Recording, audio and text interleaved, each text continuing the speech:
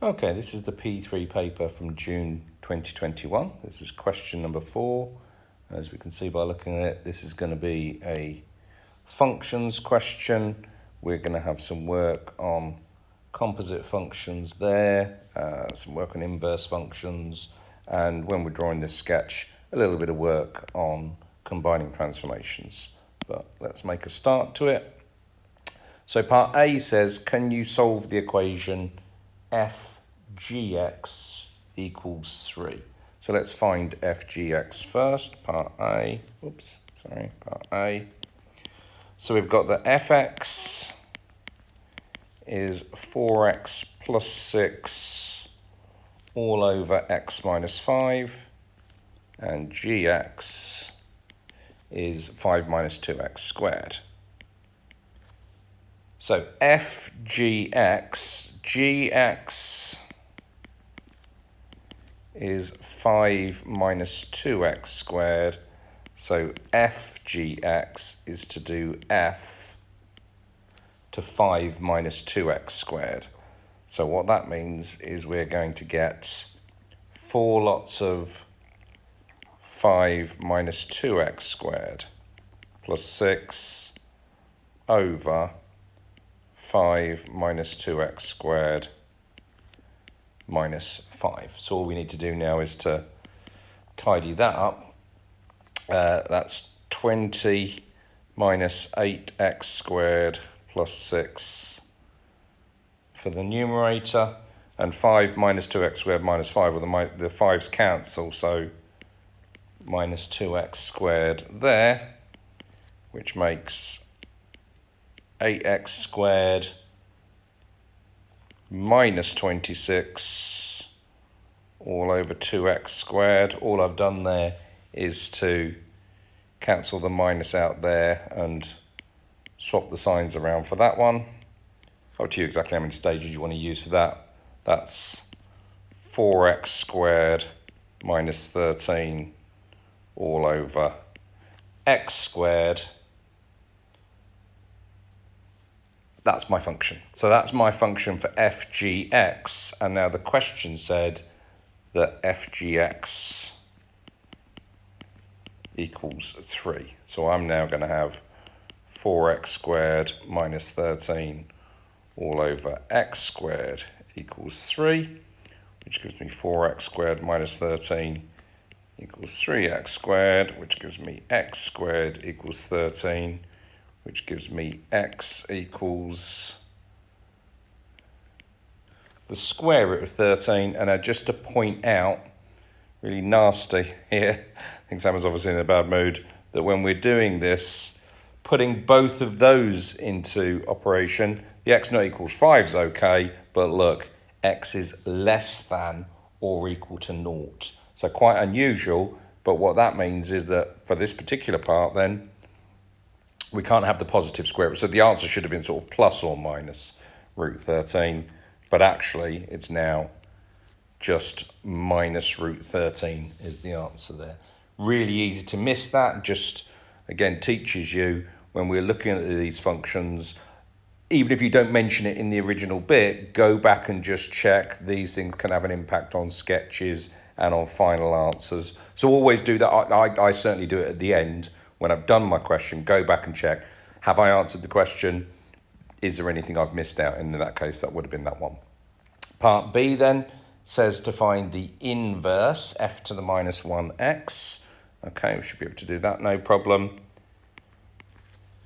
So our function, just remind myself what it was, fx is equal to 4x plus 6 all over x minus 5. And if I want to find the inverse, all I do, set y equal to that, and now rearrange and make x the subject. Hopefully you practice lots of these, in which case they're relatively straightforward. So multiply everything by x minus 5 first of all. Get that denominator out the way. Gives me that. Multiply that out. xy minus 5y is equal to 4x plus 6. And as I say, because I've done so many of these, I know what I'm going to do now. Collect all the x's on one side and collect everything else on the other side. So basically swap those two over. So if I'm doing that, I'm going to get xy minus 4x is equal to 5y plus 6. And then take x as a factor. That's the whole point about getting all the x's together. So it comes from experience. So we get that. Final step. X is equal to 5y plus 6 over y minus 4. Make sure you're answering the question. Like I said just a little while ago, the question was inverse, f to the minus 1x. I don't want y in there. I put the y in there in part of my answer. So the actual inverse function is 5x plus 6 over x minus 4. And if you're talking about a function, you should always state the domain. So x is the real numbers, but x is not equal to 4. So again, that should have been helped from when we looked at the original one. They make a limitation there, so we've got to do the same sort of thing when we're doing our answer to that. And then part C. Part C says sketch and label on the same axes y equals gx. What's gx? Gx is this negative quadratic, and the curve y equals g to the minus 1x. Well, that's going to be fine because I'm going to use the fact that a function and its inverse are symmetrical about the line y equals x. So part C here, they've actually got your space down there to do it if you wanted to, but I'm just going to do it here because I've got the space. So what have I got going on? Well, let's draw out a set of axes first of all. So if I've got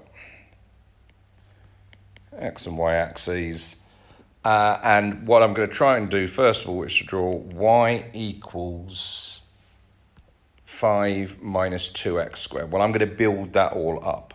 So going really basic, I know what x squared looks like. So I know what minus x squared looks like. To be fair, I probably would have started with my minus x squared. Minus 2x squared then is just going to be a bit steeper. In effect, it's just going to, it's just going to look like this. Now, whether you actually need to make that any steeper, I don't necessarily think that you do, simply because we've not got anything to compare it to. And I'd actually prefer to have this one as my minus 2x squared for when I'm trying to draw out the rest of the bits and pieces to it. So this is y equals minus 2x squared, and then y equals 5 minus 2x squared means that the whole thing moves up by 5 units.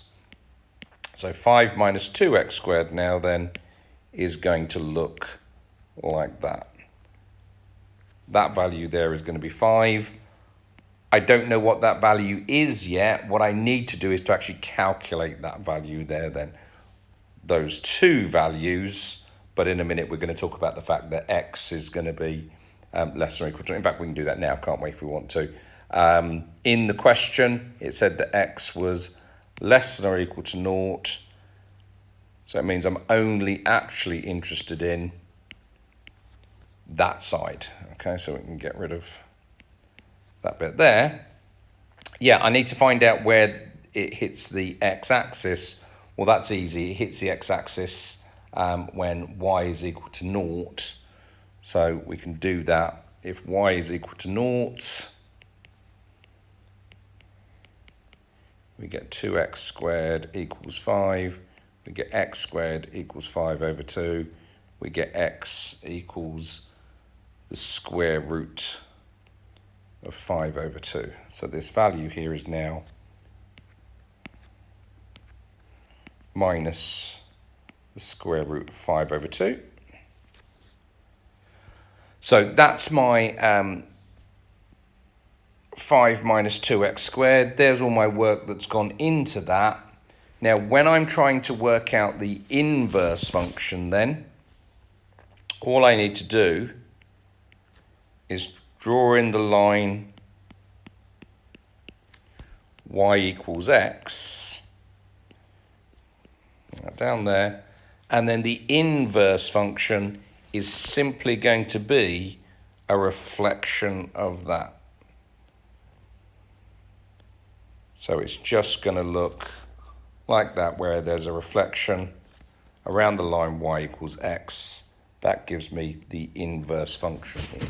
So if that's the inverse function, then I can say that that value there is 5, and I can say that that value there is, let's tidy that up, is minus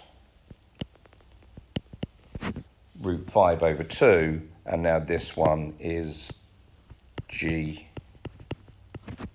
to the minus 1 of x. So I've got gx in purple, let's do that properly.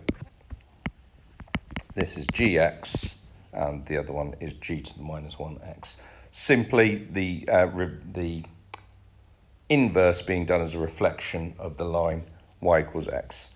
Let's just go back and check that we've done everything. It says sketch it, label them, and it says points where the curve meets or cuts the axes.